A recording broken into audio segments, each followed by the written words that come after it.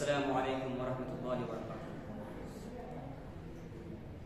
الحمد للہ رب العالمین والصلاة والسلام علی رسولہ الکریم، اما بعد، اعوذ باللہ من الشیطان الرجیم، بسم اللہ الرحمن الرحیم، ربنا رب السماوات والارض لن ندعو من دونہ الہا لقد قلنا اذا شططا۔ محترم صدر انجمن، حکم صاحبان، اساتذہ کرام اور میرے دینی بھائیوں، آج کی اس سالانہ انجمن میں میرا عنوان ہے بہادر کسے کہتے ہیں۔ آج کل ہم بہادر اسے کہتے ہیں جو 2 یا 3 آدمیوں کو پچھاڑ دے۔ کوئی نیتا اپنی مفاد کے لیے، اپنے ووٹ کے لیے اپنے سے بڑے نیتا کے بارے میں اگر کچھ کہہ دے، ہم اسے بہادر کہتے ہیں۔ سامعین کرام، بہادر وہ مومن شخص ہے جو اپنے نفس کو کنٹرول کر کے اللہ کے رسول کی اتباع کرتا ہو۔ بہادر وہ مومن شخص ہے جو ظالم کے سامنے انجام کا پرواہ کیے بغیر ڈٹ جائے۔ بہادر وہ مومن شخص ہے جو مظلوم کے لیے اپنا سر کٹانے میں اور ظالم کا سر نیچا کرنے میں ذرا سا بھی ہچکچاتا نہ ہو۔ بہادری اور ہمت کی مثالیں اگر دیکھنی ہے تو ہمارے اسلاف کے ہزاروں زندہ ثابت مثالیں موجود ہیں جو ہم سب کے لیے عبرت آموز ہے۔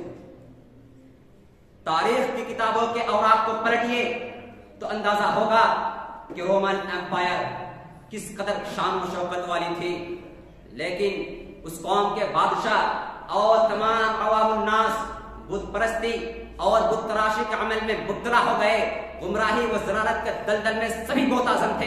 ایسے میں اللہ رب العالمین نے جب نوجوانوں کو ہدایت دی اور جب ان نوجوانوں نے توحید اور حق پرستی کا اعلان کیا تو وہاں کے بادشاہ اور تمام عوام متحیر ہو گئے کہ بھلا کیسے ہمارے معبود کے علاوہ کسی دوسرے معبود کی عبادت کر سکتا ہے۔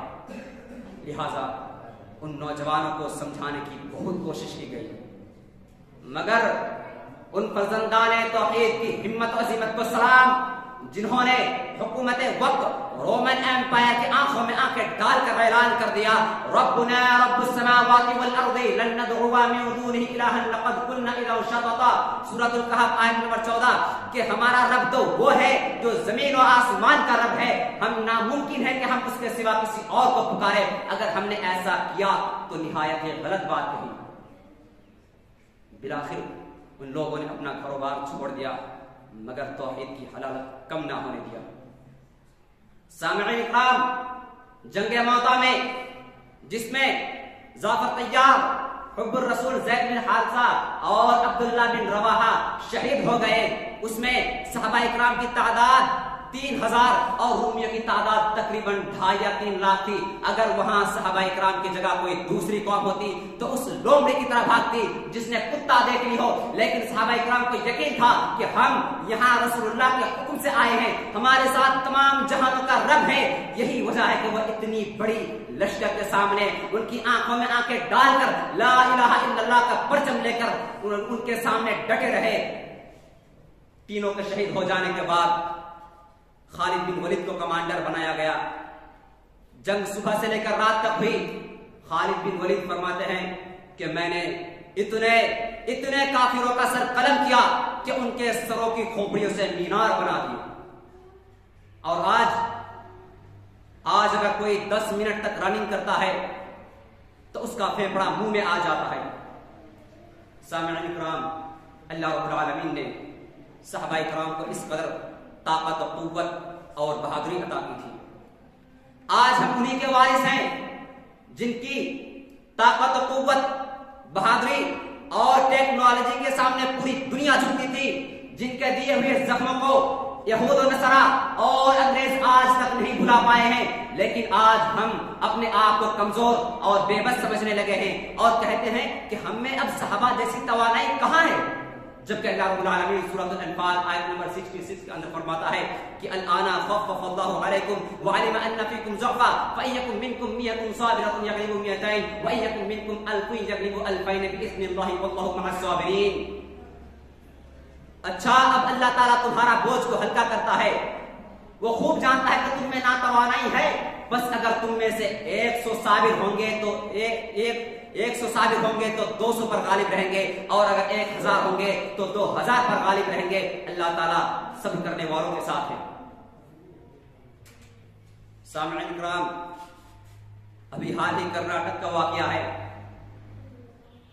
کہ جب ایک اسکول میں ایک تنہا مسلم بہن کو باطل پرست اور اہل کفر نے سینکڑوں کی تعداد میں گھیر لیا اور اپنا مذہبی نعرہ بلند کرنے لگے، تو ہماری بہن جن کے اندر ایمانی غیرت نے جوش مارا اور ان تمام بھیڑیوں کے سامنے تنہا اللہ اکبر کی صدا بلند کی تو باطل کی ہوا اکھڑ گئی، اور یہ واقعہ نیوز کی ہیڈ لائن پر بنا رہا. میرے بھائیوں، یہ مت بھولنا کہ ہم انہی 313 کے وارث ہیں جنہوں نے 1000 سے بھی زائد کفار کے سامنے ثابت قدم رہ کر انہیں شکست دی تھی. اگر ہم لوگ چاہیں تو اللہ کی راہ میں کود کر اپنے نفسوں کو کنٹرول کر کے ومن حیات الدنیا الا متاع الغرور کہہ کر اپنی بہادری سے لپٹی ہوئی کالی چادر کو ہٹا کر ہم وہی 1450 سال پہلا عدل و انصاف قائم کر سکتے ہیں. لیکن ایسا تبھی ہوگا جب ہمارے اندر ایمان پختہ ہوگا، ہمارے دلوں میں اللہ رب العالمین کی توحید کی عظمت جاگزی ہوگی، اور ہم رسول اللہ صلی اللہ علیہ وسلم کے بتائے ہوئے طریقے پر زندگی گزاریں گے، من مانی اور نفس پرستی زندگی گزارنے سے بچیں گے. آخر میں اللہ تعالیٰ سے دعا ہے کہ اللہ رب العالمین ہم تمام مسلمانوں کے اندر ایمان پختہ کر اور ہمارے اندر بہادری، شجاعت اور بلندی پیدا کر. آمین. السلام علیکم.